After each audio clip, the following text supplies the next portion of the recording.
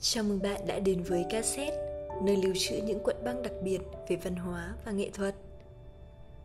Trong ẩm thực, gia vị tạo nên nét kỳ ảo quyến rũ cho món ăn, đem lại cảm giác đam mê, hưởng thụ. Trong thế giới hương, nhóm hương spicy, nhiều sắc độ tạo nên bao hiệu ứng và trải nghiệm hương thú vị. Các nốt gia vị chúng ta thường gặp như tiêu, gừng, quế, đinh hương, một số loại hiếm hơn như me, thì là ba tư, nghệ tây, tiêu hồng. Đây là một trong những nhóm hương kích thích ký ức vì có thể tìm thấy chúng ở bất cứ đâu, ngoài thiên nhiên qua những chuyến du ngoạn hay quanh quẩn tại căn bếp trong nhà. Trong tuần này, ca mời bạn cùng khám phá về những nốt gia vị đặc trưng trong ngành điều chế hương với số cassette mang tên Gia vị trong nước hoa, nốt hương khơi gợi ký ức. Chuyến hành trình khám phá kho báu gia vị trong thế giới hương sẽ bắt đầu bằng nốt quế quen thuộc với hương thơm cay ấm và đầy lôi cuốn. Quế được coi là một trong những loại gia vị được buôn bán đầu tiên trong thế giới cổ đại và cũng có nhiều tài liệu tham khảo trong Kinh Thánh đã đề cập đến loại gia vị này. Trong khoảng thời gian đó, quế được đánh giá là có giá trị tương đương với vàng và ngà voi, là một món quà thích hợp để dâng lên các vị vua và thánh thần. Người Ai Cập cổ đại sử dụng quế như một phần trong nghi lễ ướp xác của họ. Các thương nhân Ả Rập đã mang loại gia vị này qua các tuyến đường thương mại vào Ai Cập và thường được mua bởi các thương nhân người Ý Venice từ Ý, những người nắm độc quyền buôn bán gia vị ở châu Âu. Vào thế kỷ 16, các thương nhân Bồ Đào Nha đã đến Ceylon ở Sri Lanka, nơi trồng và sản xuất quế lớn nhất lúc bấy giờ và nắm quyền kiểm soát khu vực, bắt đầu độc quyền về loại gia vị này. Họ đã thành lập một pháo đài trên đảo vào năm 1518 nhằm bảo vệ quyền kiểm soát của mình trong hơn 100 năm. Loại gia vị này được chiết xuất từ vỏ cây của nhiều loại thực vật thuộc chi cinnamomum. Mùi thơm và hương vị riêng biệt của quế bắt nguồn từ phần tinh dầu với hàm lượng lớn chất cinnamaldehyde và các thành phần khác như eugenol. Từ công dụng khử mùi trong không gian sống đến việc chế biến các món ăn hay tạo nên một mùi hương hấp dẫn cho mỹ phẩm, nước hoa, loại thực vật này còn đều tỏa sáng theo một cách riêng. Nguyên liệu gợi cảm ấy đã khơi lên nguồn cảm hứng của Kilam Pakhi và được nhà hương gói gọn nét đặc trưng trong chế tác Angel Share. Angel Share là kiệt phẩm của Bernard Lapouza, thổi bùng cảm giác đê mê, ngất ngây với hương quế nồng nàn. Mùi hương được tạo nên từ những ký ức khứu giác riêng tư về hầm rượu của gia tộc Hennessy, đưa bạn vào cơn say một cách êm ái bằng ly rượu hương cô nhắc nồng đượm. Chất men nồng ấm hòa quyện cùng nốt quế cay, tựa như báu vật của sự kích thích và mê hoặc đến tột đỉnh. Bên cạnh quế hồi, tiêu đen cũng là một loại gia vị xuất hiện thường xuyên trong các chế tác hương thơm. Được mệnh danh là vua của các loại gia vị, hạt tiêu là loại gia vị quan trọng nhất được buôn bán trên toàn cầu vào thời kỳ cổ đại. Đây là một trong những mặt hàng được giao dịch sớm nhất giữa phương Đông và châu Âu. Trong thời Trung Cổ, hạt tiêu được quy đổi như một loại tiền tệ, được những người giàu có trân quý.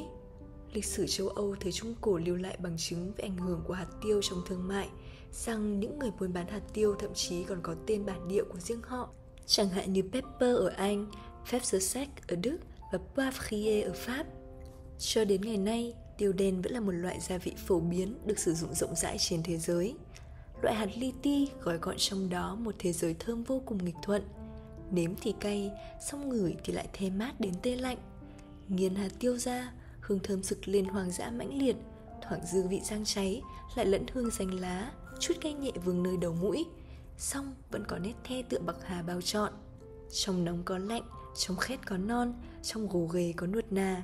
Chính bởi kết cấu mùi đầy đối chọi và nhịp điệu reo vui liên hoàn, nốt tiêu khiến mỗi sáng tạo hương để lại dấu ấn riêng biệt. Tìm hiểu về tiêu đen, Dark Lord Extended của Kilam Pakhi ắt hẳn là một sáng tạo điển hình với sự góp mặt của nguyên liệu tuyệt vời này. Dark Lord gợi lên liên tưởng của một đóa hoa nhài ướp đẫm men rum được bao bọc trong lớp da thuộc, hòa trộn với mùi tiêu đen nồng đượm trong không khí.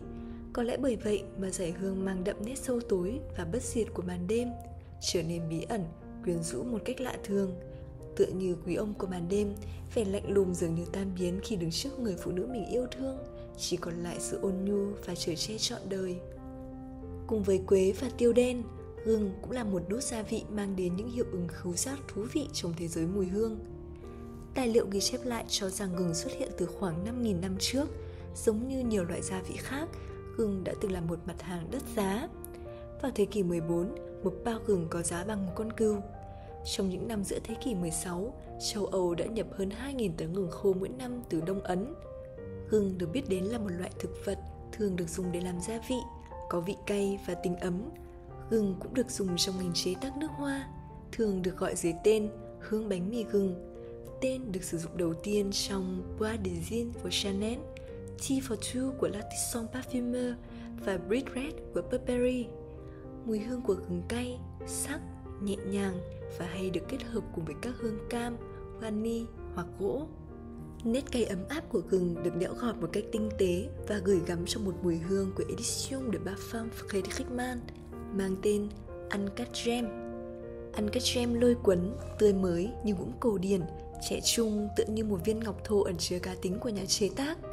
Những nốt hương đầu sảng khoái, đầy gia vị của gừng, bergamot và nhục đầu khẩu dẫn dắt khơi gợi sự gợi cảm cùng da thuộc labdanum. Không còn là dải hương đơn thuần, Uncut Gem là món quà của Maurice dành cho chính mình và cả những người đang tìm kiếm bản thể thật sự của họ. Sự tinh tế được chạm khắc nên một cách tỉ mỉ, nắn nót tựa nét bút nhuốm màu kỷ niệm. Và cuối cùng, hành trình khứu giác của chúng ta sẽ kết thúc ở nốt nghệ tây, một trong những nguyên liệu quý giá và vương giả bậc nhất trong chế tác hương. Lịch sử trồng trọt và sử dụng nghệ tây đã có hơn 3.000 năm và trải dài qua nhiều nền văn hóa, lục địa và nền văn minh. Nghệ tây, một loại gia vị có nguồn gốc từ nhụy khô của cây nghệ tây, Crocus sativus, vẫn là một trong những nguyên liệu đắt nhất thế giới trong suốt chiều dài lịch sử. Dẫu có nguồn gốc từ Tây Nam Á, nguyên liệu này lại được trồng đầu tiên ở Hy Lạp.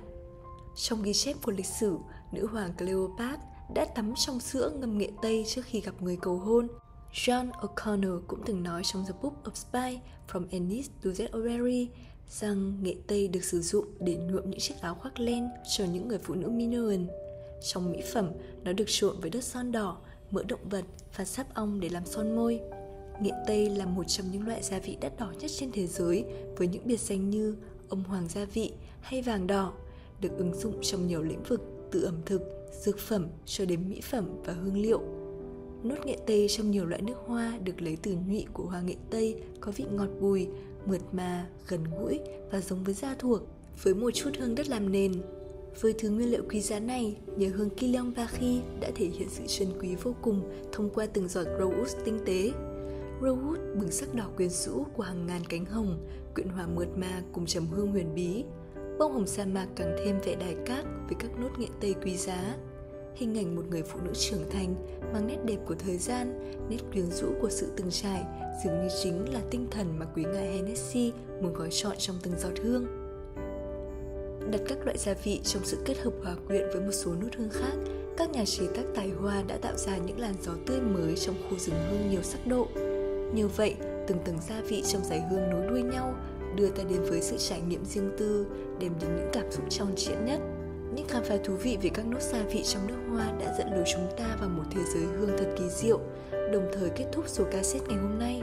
Hy vọng tập podcast tuần này đã mang đến cho bạn nhiều thông tin hấp dẫn và khơi gợi nguồn cảm hứng, sự rung động đối với các mùi hương tuyệt đẹp, các câu chuyện nước hoa đặc sắc. Hẹn gặp lại bạn vào tập cassette tiếp theo nhé!